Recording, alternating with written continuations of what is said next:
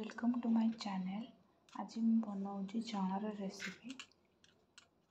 मो चनाटी को 5 ରୁ 6 घंटा पर्यंत भिजेकी रखी ता सहित 2टी आलू काटिक नहीं जाइए। मु बड़ करके 2टा आलू काटी नहीं कहीं जो तरकारी बनवा ग्रेवी करने दरकार आसो। एबे मुझे पानी ऐड कर नौची एंड लुण भी ऐड कर नौची। ऐड कला परे एबे प्रेशर कुकर को कवर कर नवा। गैस ऑन करके लो मीडियम फ्लेम रे 4 ରୁ 5टा सीटी मारिया पे रखीदबा। 4टा 5टा सीटी रे चनाटी बहुत भल भाव सीझीज। मु पैन रे तेल गरम करके 2टा तेजपत्र ता सहित जीरा ता सहित 2टा लंका पकईकी भल भाव मिक्स कर सोरिष तेल पकड़ा बाद भल कर गरम हाँपाई छाड़देवे। मुझे ऐड कर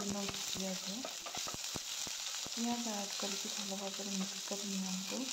पियाज जे पर्यंत ब्राउन होनी से पर्यंत पियाज टी भल भाव भाजी ने। पियाज टी भल भाव भाजीला ऐड कर नौची अल्प किसी लंका गुंड हलदी गुंड जहाद्वारा तरकारी कलर बहुत भल आसो। एबे मुझे ऐड कर नौची अदा रसुण गोलमरीच पेस्ट। आपन जो गोलमरीच ऐड कर तरकारी टेस्ट बहुत भल आसो। अदा रसुण स्मेल पड़गला ऐड कर टमाटर प्यूरीटा। टमाटो ऐड कलापर आम किसी ऐड करदे चिली पाउडर धनिया पाउडर करी पाउडर जीरा पाउडर चना मसलार पाउडर आसूची। चना मसलार पाउडर ऐड करने। जदि आपण पाखे ड्राई मैंगो पाउडर एवेलेबल अच्छी आपण मैंने ऐड करेंगे।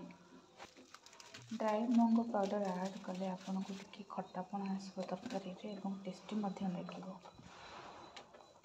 एबे मु ड्राई मैंगो पाउडर ऐड करके भल भाव गोड़े नौची। 2 ରୁ 3 मिनट पर्यंत भल भाव गोड़े नवा। तापर एबे मु सिझेकी रखिथिबा चना आलू को मिक्स करदबा। भल भाव मिक्स कला परे मु काटिक रखिथिबा फाड़ फाड़ आलू को तादेर मिक्स कर भल भाव जहाद्वारा ग्रेवीटी मोटा बनिबो। जदि आपनकर किछि न्यू आइडिया अच्छी ग्रेवीटा मोटा बनवाई आपण मैंने कमेंट रे जणेबे।